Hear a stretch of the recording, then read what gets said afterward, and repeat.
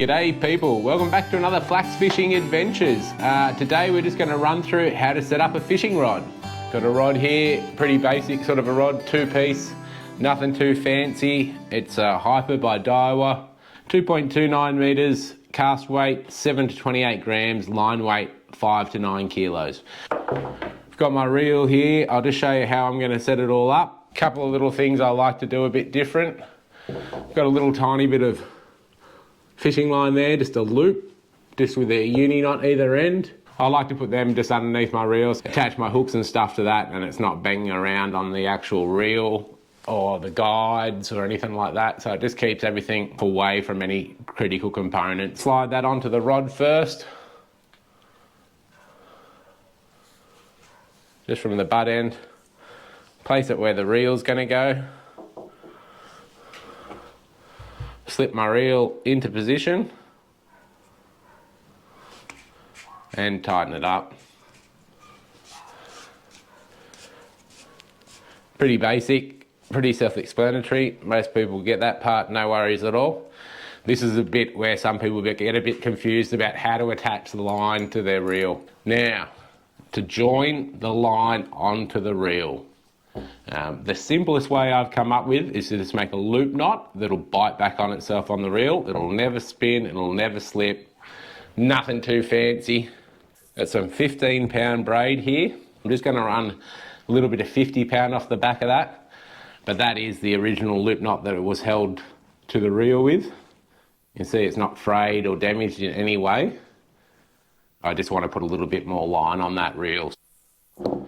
Just like so, and I'm going to add a bit of 50-pound. I'm going to tie an FG. I'm going to attach 2 bits of braid with an FG. It's 50-pound. I'm going to treat that as my mono, and this is going to be just my normal braid.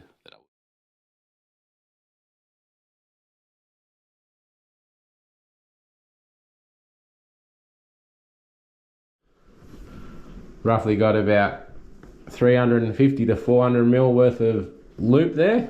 We're just going to tie a simple surgeon's knot. So just like a granny knot, but 3 times through the granny knot. Once, twice, 3 times. Tension that up. Rightio. Just trim that tag end up again, loop up through my guides. I'm probably just going to go through this first guide to make my life easy. We've got our reel here.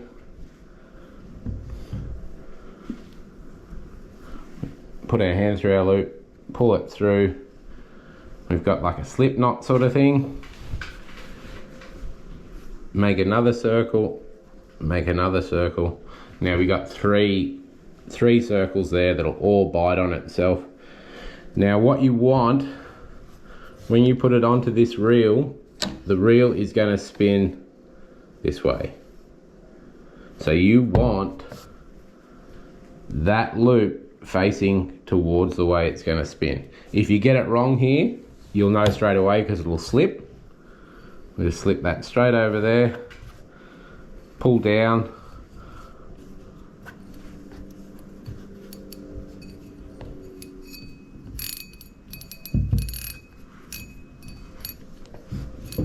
rightio. Now that's securely fastened to that reel. The way it's set up now, you can see there is the end of my loop, just there, and the line is actually gonna wrap that way around the reel and bite tighter and tighter on that reel, and there's no possible way, even with it hardly on there, I can't pull it around. But if I go the other way, if I've got it on there the wrong way, it'll just slip all day. So you'll know straight away whether you got it on there wrong or not. You can see that just turning around the reel, it's just slipping around the reel. As soon as I go the other way, no movement whatsoever. All right, from there, flick the bail arm over. Hold a little bit of tension on this line. I'm going to have to do my drag up because I've got it really loose. A little bit of tension on this line. And just feed that slack onto there. Alright, just tighten this right up now. Don't really want any slippage while we're doing this. Now we just got the very simple job of running the line onto the reel, so I just hold it with a bit of tension.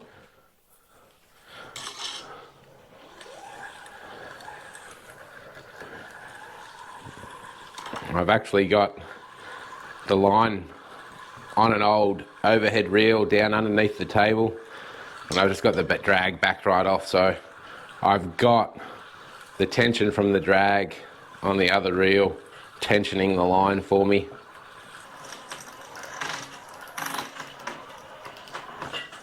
Alrighty-o.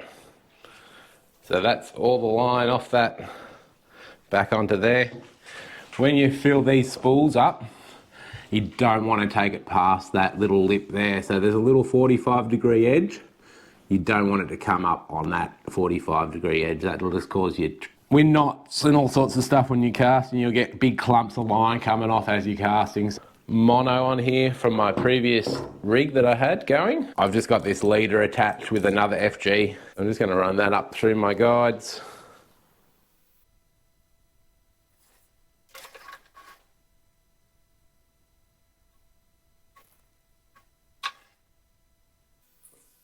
Up through the last one. Pull a bit of slack through. Right. So that's pretty much it, how to set up a fishing rod. Pretty simple. If you want to know a few simple rigs, I'll run through a pretty simple whiting rig that I like to use off the beach. You can check that video out over here. Until next time, tight lines, thanks for watching. To make our little loop knot, all we need is a bit of old fishing line. Doesn't have to be anything special. We just come around, make our loop. 2 or 3 turn uni knot will suffice. Now you want that bit smaller than what you actually want your loop to be. Take this tag end and put another little uni knot on this side of that knot.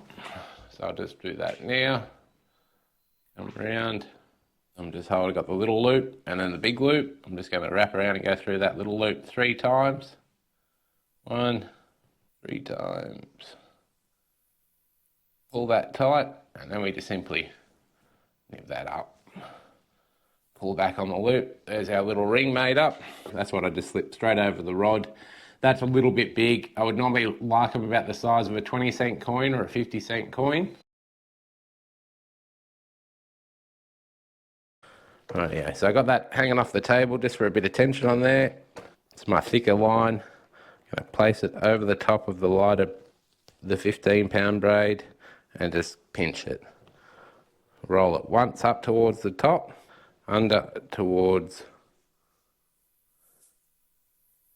the tag end. Alright, so I got 2 wraps on that. So now I'm only going to let go every odd wrap. So 3, 4, 5, 6.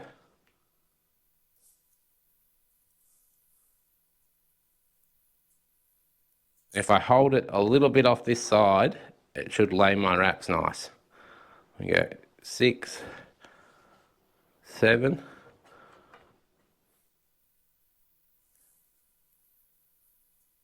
8.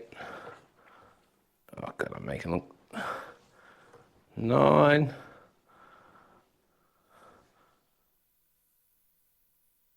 10, 11,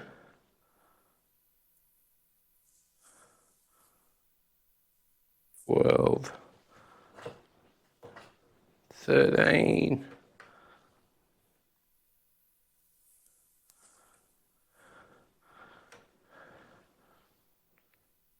14, 15,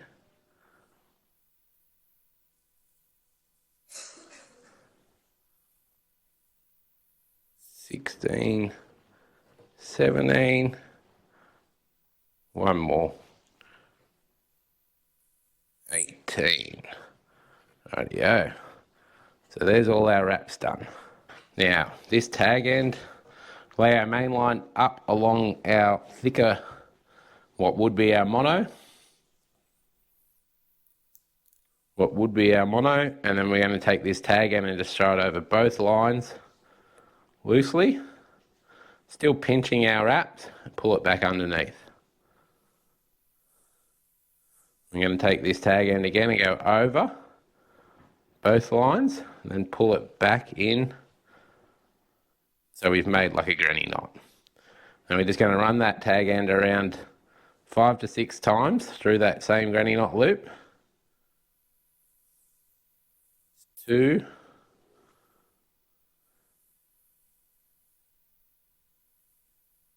3, 4, 5, 6. And lay that tag end back down along our wraps, just like so. And we get the loose end of that granny knot and we're going to wrap back up over those wraps. So I'm just going to position everything a little bit. 2, 3, 4, 5, 6, 7.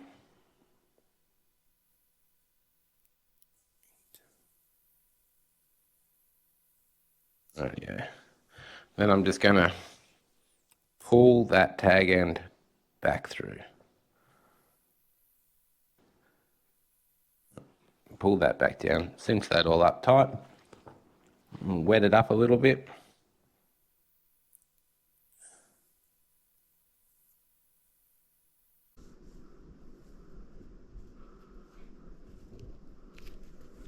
Pull that all up nice and tight. Now what I like to do is pull this heavier line, that darker red line, the 50 pound, straight in my mouth. And pull it tight back to the other end and then tension the other one. And it's come up nice and tight. Not the prettiest of knots, but it's not too bad, it will do the job. A couple little granny knots to finish. One on the tag end of the green line. Granny knot, like you can see there, is super tight right down against